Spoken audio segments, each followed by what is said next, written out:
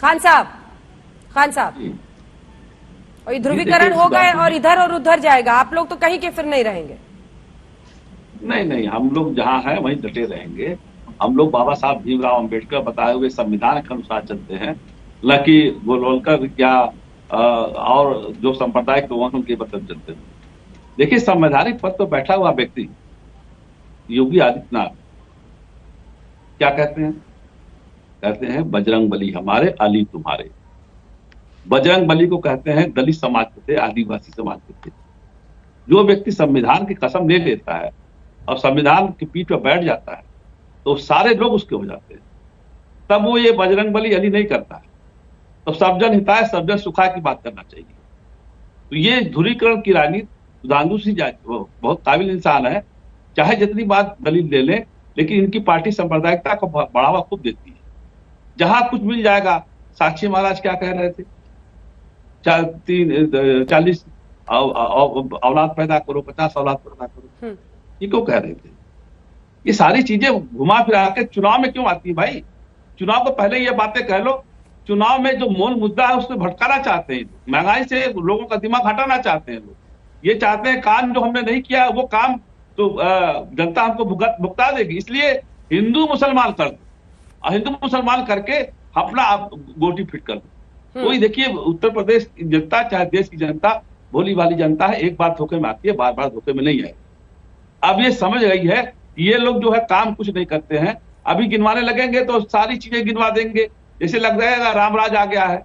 अभी देखिए, ठोक दो की राजनीति किसने करी? योगी जी ने करी। योगी आदित्यनाथ जी योगी है, वो कह रहे हैं ठोक दो। ठोक दिया आपने हाथरस में, जब दलित समाज की लड़की को पेट्रोल से जला के ठोक दिया, वहां पर आपने फाफामो में ठोक दिया, एक नाबालिग लड़की की रेप किया और पूरे घर को कुल्हाड़ी से काट के ठोक दिया। तो ये ठोक दे, किसानों को ठोक दो, किसानों को ठोक दिया उन्होंने थार जीप चढ़ा करके। तो ये जब चीजें जब सामने आएगी, टेनिया में बैठे हुए हैं 120 बीघे मुलजिम है, तो सवाल इस बात का है कि आप काम की बात करिए ना। ये ध्रुवीकरण की राजनीति जब करते हैं तो समाज उसमें जो है कुछ पढ़े लिखे लोग, जो अनपढ़ लोग हैं, वो थोड़ा सा भ्रमित हो जाते हैं, तो वो बाद में पछताने लगते हैं। इस भ्रम क्या हो गया? इस भ्रम को जी खान साहब, इस भ्रम को विपक्ष ही तोड़ सकता है, लेकिन वारिस पठान जी, आप क्या खेल खेल रहे हैं? आपको बीजेपी की बी टीम कहा जाता है, आप कहते हैं हम नहीं है, लेकिन सवाल यही है ना कि ध्रुवीकरण से बीजेपी को फायदा हो जाता है लेकिन आपको नहीं होता है। दूसरी तरफ समाजवादी पार्टी की तरफ मुस्लिम मत आता जाता है, क्योंकि वो ये समझता है कि जो बीजेपी को हराएगा हम उसकी तरफ जाएंगे, तो आप फायदा अल्टीमेटली बीजेपी का कर देते हैं। अंजना जी, देखिए, उत्तर प्रदेश में 20% मुसलमान है, मगर आज भी उत्तर प्रदेश का मुसलमान सोशली इकोनॉमिकली बैकवर्ड है, एजुकेशन में बैकवर्ड है। और ये मैं नहीं कहता, वारिस पठान नहीं कहता, कमिटीज का रिपोर्ट है, सच्चर कमेटी का रिपोर्ट है, महमूदुर रहमान कमेटी का रिपोर्ट है। तो इसकी वजह क्या है? 70 साल से उत्तर प्रदेश के मुसलमानों का अपीसमेंट नहीं हुआ है, तुष्टिकरण नहीं हुआ है, उनका शोषण हुआ है। क्योंकि ये तथाकथित जो सेक्युलर पार्टियां हैं, इन्होंने मुसलमानों के वोट तो लिए, इनको 20% मुसलमानों के वोट तो चाहिए, मगर इन्होंने मुसलमान के पॉलिटिकल एम्पावरमेंट के लिए भी क्या किया? आज मैं उत्तर प्रदेश में जाकर अगर पूछता हूं कि बताइए यादवों का नेता है, तो कहते हैं दलितों का है जाटों का नेता है। मगर अगर मैं पूछ लूं कि भाई मुसलमानों का कोई नेता है उत्तर प्रदेश में, कहते नहीं है। तो क्या मुसलमानों का कोई ऐसा इंसान नहीं जो नेता बन सके? हम वहां जा रहे हैं पॉलिटिकल एम्पावरमेंट करने। हम भी चाहते हैं कि हमारे भी हिस्सा मिले। हमको उत्तर प्रदेश की सियासत में हमारा हिस्सा चाहिए, हमारी हिस्सेदारी की लड़ाई है। आप देखिए, 10% ब्राह्मण है अंजना जी, 6 मुख्यमंत्री बन गए। क्षत्रिय 8.5% है, 5 मुख्यमंत्री बन गए। यादव 8.5% है, 3 मुख्यमंत्री बन गए। मगर ये 20% वाले आज तक ना उप मुख्यमंत्री बने ना मुख्यमंत्री। हमारे वोट से 7% वाला यादव तो मुख्यमंत्री बन जाता है, मगर हमारा क्या होता है? तो क्या मुसलमान सिर्फ दरी बिछाएगा? क्या मुसलमान आपको रमजान में बुलाकर सिर्फ खजूर खिलाएगा, फिर आप उसको टोपी लेकिन आप मुस्लिम मुख्यमंत्री बनाने का सपना नहीं चलेगा ना। और जैसा आपने कहा, आप कह रहे हैं मुस्लिम मुख्यमंत्री बनाएंगे, ये कह रहे हैं आप? क्यों नहीं सपना देखना चाहिए? अरे सपने उन्हीं के साकार होते हैं अंजना जी, जिन्होंने देखते हैं और सपना देखते हैं। लेकिन फायदा बीजेपी को हो जाता है ना। अरे हमको ये ध्रुवीकरण का फायदा बीजेपी को हो जाता है सर, आप समझ नहीं रहे हैं। अल्टीमेटली पॉलिटिकल, देखिए, तमाम विपक्षी पार्टियों को अगर बीजेपी को रोकना है तो एकजुट होना पड़ेगा।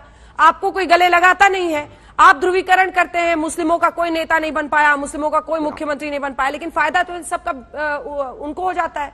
80-20 करते रहते हैं वो। आप ये नहीं बोलते हो कि इन लोगों के जो हिंदू वोट डिवाइड होते हैं उसका क्या होता है? अरे मुसलमानों के वोट ने, आपने कहा कि बीजेपी को हरा नहीं सकते। सुधांशु जी, मैं बताऊं आपको, बीजेपी को हमने हराया है। 30 साल के सिटिंग एमपी को जो था शिवसेना बीजेपी का कैंडिडेट, उसको औरंगाबाद में मजलिस इत्तेहादुल मुस्लिमीन ने हराया है। 2019 की बात है, हमें ताकत है हराने की। अरे हमारा एजेंडा है अंजना जी, आज हमको हमारा हिंदू भाई बहन भी वोट दे रहा है और हम जीत रहे हैं। हमने गुजरात में एग्जाम्पल सेट किया, अभी जो महाराष्ट्र के अंदर चुनाव आए थे नगर पंचायत के, उसमें भी हमारे हिंदू भाई बहन जीते। और हमने, सोचिए, ये लोग बात करते हैं सबका साथ, सबका विकास, सबका विश्वास, मगर एक भी मुसलमान को टिकट नहीं दिया। हमने 4 लिस्ट अभी तक की निकाली है, जिसमें 27 कैंडिडेटों के नाम डिक्लेयर किए, उसमें हमने 3 हमारे हिंदू भाई बहनों को टिकट दी है। बताइए सुधांशु जी, आपने किसी मुसलमानों को टिकट दी है क्या? नहीं दी। आप चाहते ही नहीं हो कि मुसलमानों का पॉलिटिकल एम्पावरमेंट। जल्दी से एक जवाब, फिर मैं संजय और यही जी के पास नहीं, जाऊंगी। हाँ। इस तरफ समाजवादी है, बीएसपी है और कांग्रेस है। सबने अपने अपने मुख्यमंत्री के चेहरे बता दिए। क्या कोई मुसलमान नाम नहीं दिखा आपको? सुधांशु जी, एक जवाब। प्रियंका जी बन गई, अखिलेश समाजवादी के, योगी भाजपा के, तो मुसलमानों का कौन? क्या कोई शौकत अहमद रजिया आपको नहीं दिखती कि उप मुख्यमंत्री बने उत्तर प्रदेश की? सुधांशु जी, मैं तीनों लोगों से कहता हूं अंजना जी, हमारे 3 राज्यसभा में सांसद मुस्लिम हैं। बताइए किस पार्टी से? तीनों जवाब दें। सीटें गिनने से नहीं होता। आपने मुस्लिमों के साथ किया क्या? मैं सिर्फ एक उदाहरण देना चाहता हूं कि मोदी जी की सरकार आई, इस देश में सबसे सेंसिटिव पोस्ट क्या मानी जाती? इंटेलिजेंस ब्यूरो के चीफ। और उस समय पिछली सरकार के अपॉइंटेड आईबी चीफ को कोई कंटिन्यू नहीं करता, 15 दिन में बदल देता है। पर श्री आसिफ इब्राहिम उस समय आईबी चीफ थे, उनके कार्यकाल का 8 महीना बाकी था। मोदी जी की सरकार में आईबी चीफ आसिफ इब्राहिम रहे। यह होता विश्वास के साथ बात करना। और जिस समय पोखरण विस्फोट हुआ था, अमेरिका को भी पता नहीं लग पाया था। उस समय अटल जी के अलावा 2 ही लोगों को पता था, श्री जॉर्ज फर्नांडिस और डॉक्टर एपीजे अब्दुल कलाम। यह होता विश्वास के साथ राजनीति करना। नई सीटों पर तो बता दीजिए किस पार्टी के 3 राज्यसभा सांसद मुस्लिम, बताइए।